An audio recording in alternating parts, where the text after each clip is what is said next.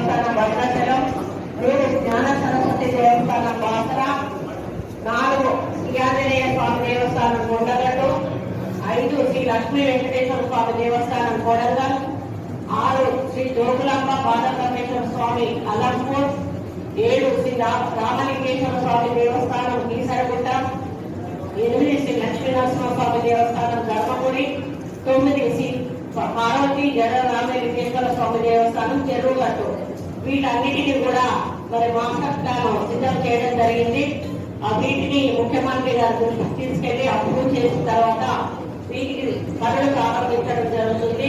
అదేవిధంగా అర్చక మరియు ఇతర సిబ్బంది సంక్షేమ నిధి ద్వారా రాష్ట్రంలోని అర్హులైన వివిధ అర్చకులకు మరియు ఇతర సిబ్బందికి ఈ మధ్యకాలంలో వివిధ స్కీములను పెంచుతూ తగిన నిర్ణయాలు కూడా తీసుకొని అమలు